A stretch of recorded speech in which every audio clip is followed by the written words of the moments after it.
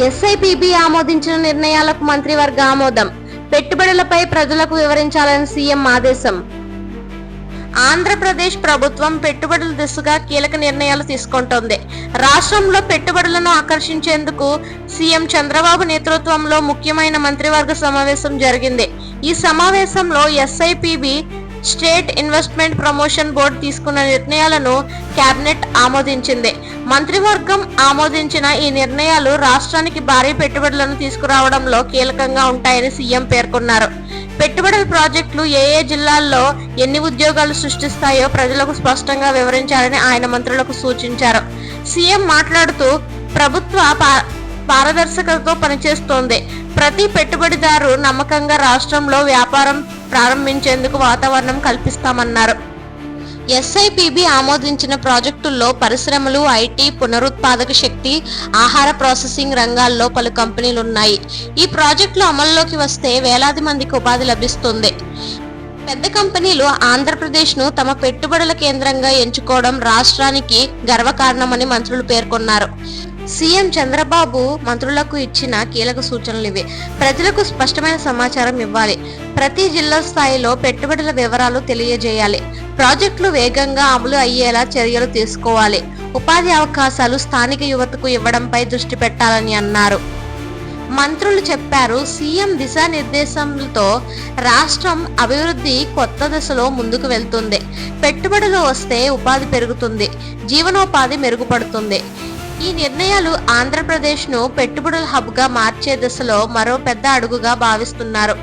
ముఖ్యంగా అమరావతి, విశాఖపట్నం, అనంతపురం, శ్రీకాకుళం జిల్లాల్లో కొత్త పరిశ్రమలు ప్రారంభం కానున్నాయి. ప్రభుత్వం చేపడుతున్న అభివృద్ధి కార్యక్రమాలకు ప్రజల మద్దతు అత్యవసరం అని సీఎం అన్నారు. ప్రతి ఒక్కరూ ఈ ప్రగతిలో భాగస్వామ్యులు కావాలని పిలుపునిచ్చారు. ఆంధ్రప్రదేశ్ ప్రభుత్వం అభివృద్ధి దిశగా వేగంగా పయనిస్తోంది. ఎస్ఐపిబి నిర్ణయాలకు కేబినెట్ ఆమోదం రాష్ట్ర పెట్టుబడుల ప్రయాణంలో కీలక మలుపు. ప్రజలకు పూర్తి సమాచారం ఇచ్చి ప్రభుత్వం నమ్మకం కలిగించనుంది. పెట్టుబడులు వస్తే ఉద్యోగాలు వస్తాయి, ఉద్యోగాలు వస్తే రాష్ట్రం అభివృద్ధి చెందుతుంది. ఇదే నేటి ప్రభుత్వ లక్ష్యం.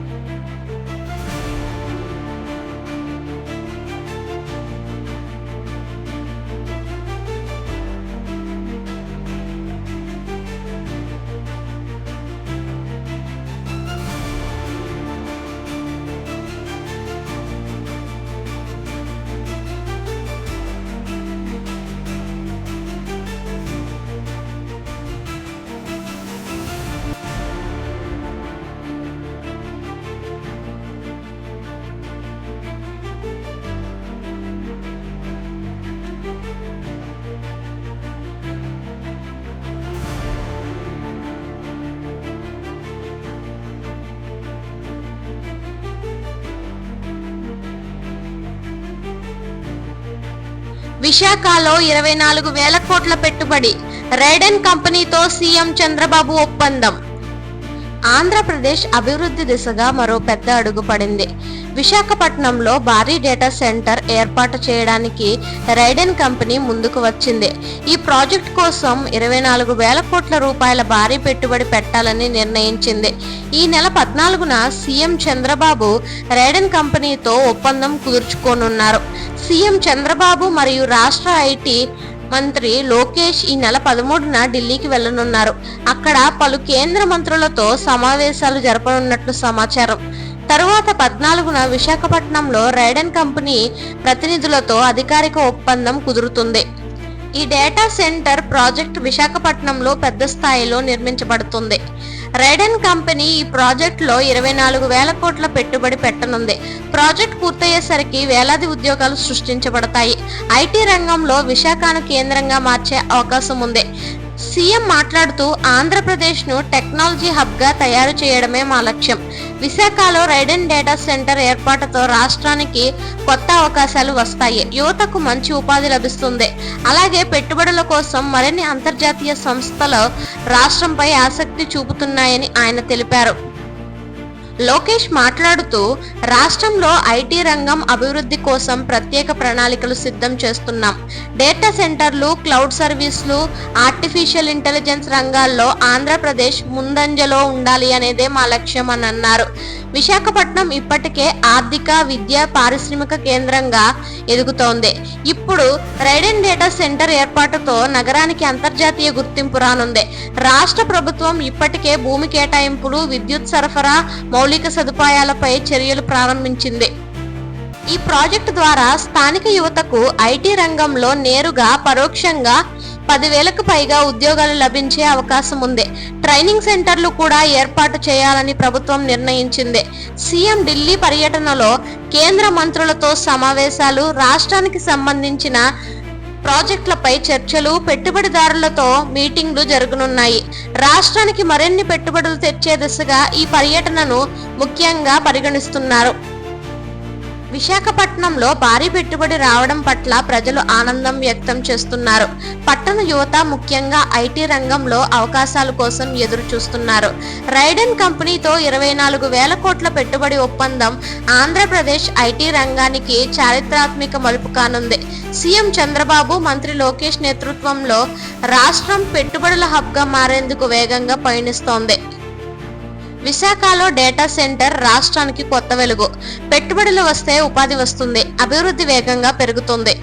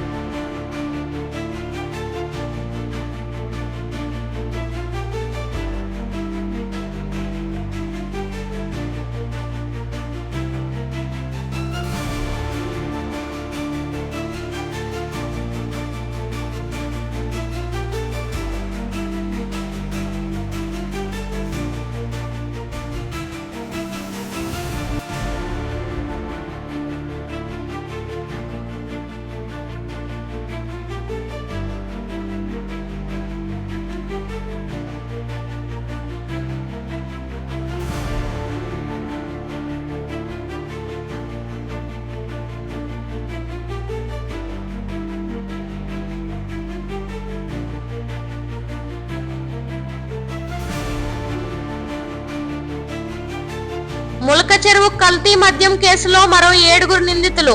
తమిళ్లపల్లి కోర్టులో మెమో దాఖలు చేసిన ఎక్సైజ్ అధికారులు.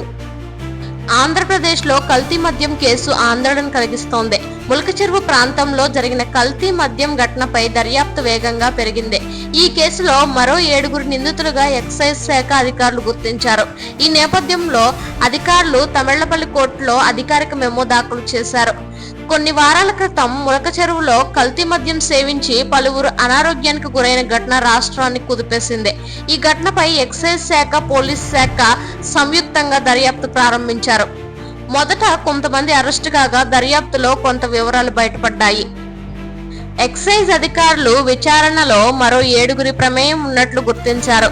వీరు మద్యం తయారీ, సరఫరా, విక్రయం వంటి వ్యవహారాల్లో పాలు పంచుకున్నట్లు తెలుస్తోంది.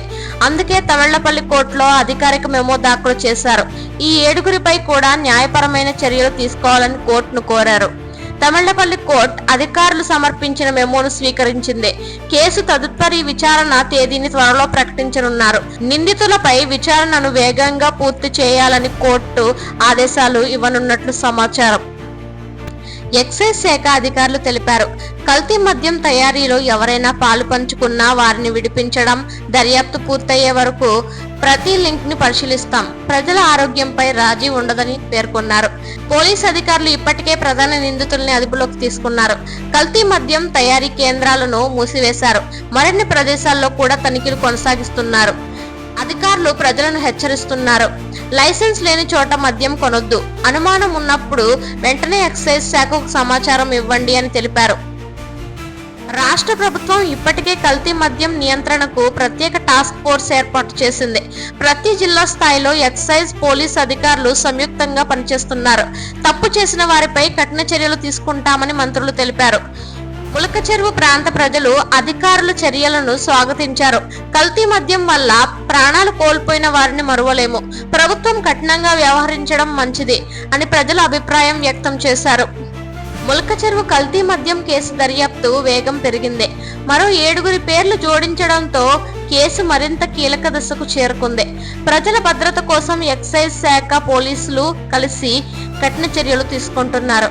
కల్తీ మద్యం విషయం కాదు, మరణం. ప్రజలు జాగ్రత్తగా ఉండాలి. అధికారులు కఠినంగా ఉండాలి.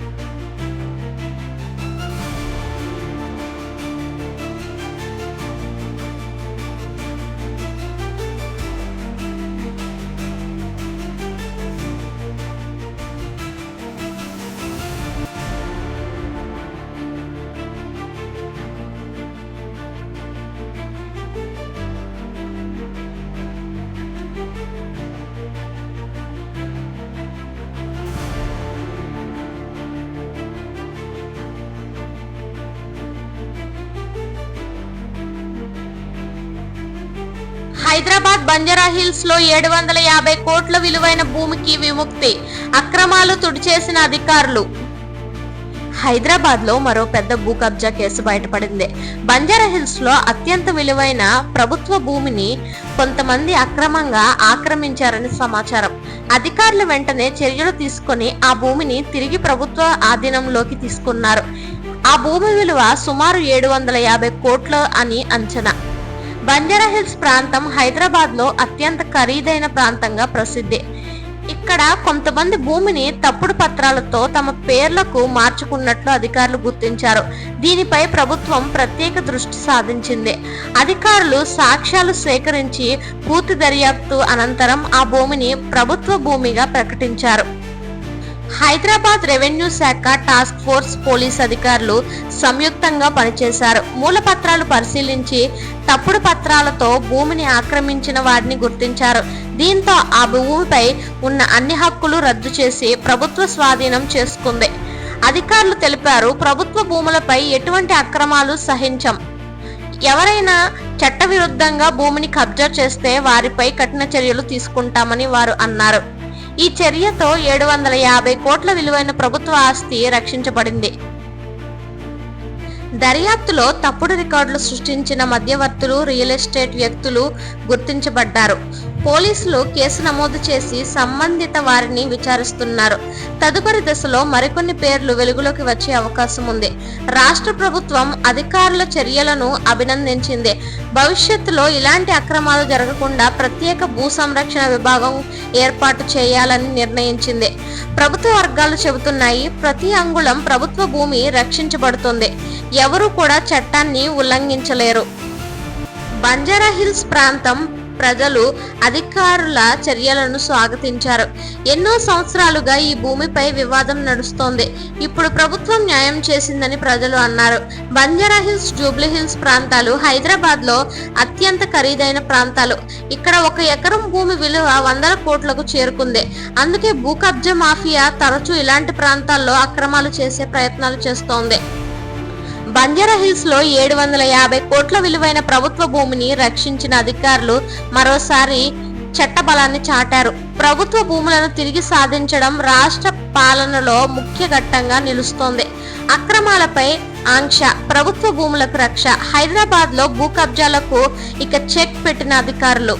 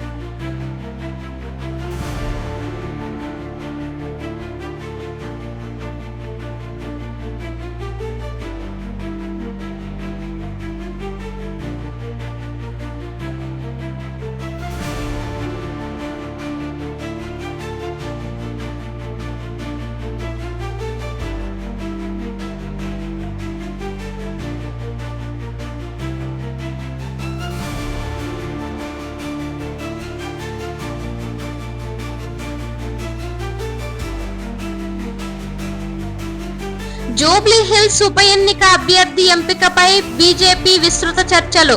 2-3 రోజుల్లో పేరు ప్రకటింపు. విజయంపై రామచంద్రరావు నమ్మకం. హైదరాబాద్ జూబ్లీహిల్స్ నియోజకవర్గంలో జరగనున్న ఉప ఎన్నికకు రాజకీయ వాతావరణం వేడెక్కుతోంది. ఈ ఎన్నికలో పోటీ చేయబోయే అభ్యర్థి ఎంపికపై బీజేపీ శ్రేణులు విస్తృత చర్చలు జరుపుతున్నాయి. 2-3 రోజుల్లో పార్టీ అధికారిక అభ్యర్థి పేరును ప్రకటించనున్నట్లు పార్టీ వర్గాలు తెలిపాయి. జూబ్లీహిల్స్ ఉప ఎన్నికను బీజేపీ చాలా ప్రతిష్టాత్మకంగా తీసుకుంది. పార్టీ అగ్రనేతలు, రాష్ట్ర నేతలు అభ్యర్థి ఎంపికలో జలం అని అన్నారు.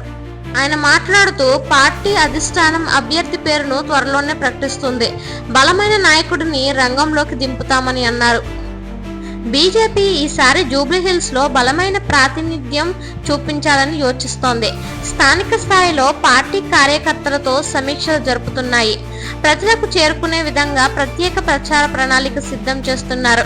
మహిళలు, యువత, ఐటీ ఉద్యోగులను ఆకట్టుకునే ప్రయత్నాలు ప్రారంభమయ్యాయి. రాష్ట్రీయులు, విద్యా సంస్థలు, వ్యాపార వర్గాల ప్రాతినిధ్యంతో ఈ ప్రాంతంలో ఎన్నికలు ప్రతిష్టాత్మకంగా మారాయి. ఈ ఉప ఎన్నికల ఫలితం నగర రాజకీయంపై ప్రభావం చూపే అవకాశం ఉంది. జూబ్లీహిల్స్ ప్రజలు చెబుతున్నారు, ప్రజల సమస్యలను అర్థం చేసుకుని పనిచేసే నాయకుడు రావాలి. అభివృద్ధి, భద్రత, రవాణా వంటి అంశాలపై దృష్టి పెట్టాలని అన్నారు. బీజేపీతో పాటు కాంగ్రెస్, బీఆర్ఎస్ కూడా ఈ ఉప ఎన్నికకు వ్యూహాలు సిద్ధం చేస్తున్నాయి. అన్ని పార్టీలు గెలుపు కోసం తమ బలాలను సిద్ధం చేస్తున్నాయి. జూబ్లీహిల్స్ ఉప ఎన్నికపై బీజేపీ శ్రేణుల్లో చర్చ వేగంగా సాగుతున్నాయి. అభ్యర్థి పేరును త్వరలో ప్రకటించి ప్రచారం ప్రారంభించే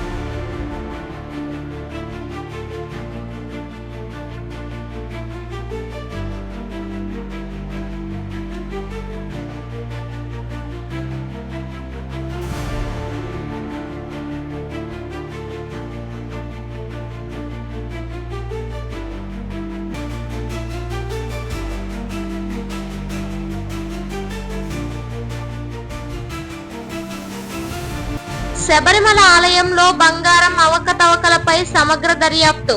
6 వారాల్లో నివేదిక ఇవ్వాలని కేరళ హైకోర్టు ఆదేశాలు. కేరళలోని ప్రసిద్ధ శబరిమల శ్రీ అయ్యప్ప స్వామి ఆలయంలో బంగారు సంబంధిత అవకతవకలపై పెద్ద చర్చ మొదలైంది. ఈ అంశంపై కేరళ హైకోర్టు కీలక ఆదేశాలు జారీ చేసింది. బంగారం వినియోగం రికార్డుల్లో ఉన్న తేడాలపై పూర్తి స్థాయి దర్యాప్తు జరిపి 6 వారాల్లో నివేదిక సమర్పించాలని హైకోర్టు ఆదేశించింది. శబరిమల ఆలయంలో భక్తులు సమర్పించే బంగారం ఆభరణాల నిర్వహణలో అవకతవకలు ఉన్నాయనే ఆరోపణలు ఇటీవల వెలువడ్డాయి. ఈ విషయంపై పలు ఫిర్యాదులు అందడంతో హైకోర్టు స్వయంగా స్పందించింది. దీంతో దేవాలయ బోర్డుకు, ఎన్ఫోర్స్మెంట్ అధికారులకు దర్యాప్తు చేయాలని సూచించింది. కేరళ హైకోర్టు తెలిపింది, శబరిమల ఆలయం భక్తుల విశ్వాసానికి చిహ్నం. ఆ విశ్వాసం దెబ్బతినకూడదు. అందుకే బంగారం వినియోగంపై పూర్తి పారదర్శకత ఉండాలి. హైకోర్టు దేవస్వం బోర్డును దిశానిర్దేశం చేస్తూ ప్రతి గ్రాము బంగారం లావాదేవీ వివరాలు సేకరించాలి. ఎవరెవరు బాధ్యులు అనేది స్పష్టంగా రికార్డు చేయాలి. 6 వారాల్లో పూర్తి నివేదిక సమర్పించాలని ఆదేశించింది. బోర్డు అధికారులు తెలిపారు, మేము హైకోర్టు ఆదేశాలను గౌరవిస్తున్నాం. అన్ని వివరాలను సేకరించి నివేదిక సమర్పిస్తాం. ఎవరైనా తప్పు చేసినా వదిలిపెట్టమని స్పష్టం చేశారు. ప్రస్తుతం ఆడిట్ టీం ఏర్పాటైంది. బంగారం స్వీకరణ, నిల్వ, రికార్డు విధానాలపై పరిశీలన మొదలైంది. మునుపటి ఆర్థిక సంవత్సరాల రికార్డును కూడా పరిశీలిస్తున్నారు. దర్యాప్తు పూర్తయ్యాక పూర్తి నివేదికను హైకోర్టుకు సమర్పించబడుతోంది. శబరిమల భక్తులు హైకోర్టు చర్యలను స్వాగతించారు. వారు తెలిపారు, భక్తుల సమర్పణ పవిత్రమైంది. అవినీతి లేకుండా వ్యవహరించడం చాలా ముఖ్యం. భక్తుల ఆశాభావం వ్యక్తం చేస్తూ ఇలాంటి చర్యలతో ఆలయ పరిపాలన మరింత పారదర్శకంగా ఉంటుందని అన్నారు. శబరిమల అయ్యప్ప స్వామి ఆలయం ప్రతి సంవత్సరం లక్షలాది భక్తులు దర్శించే పవిత్ర స్థలం. ప్రతి సంవత్సరం కోట్ల రూపాయల విలువైన బంగారం, వెండి, నగదు భక్తులు సమర్పిస్తారు. అందుకే ఆలయ నిర్వహణలో పారదర్శకత అత్యంత ముఖ్యమని న్యాయస్థానం తెలిపింది.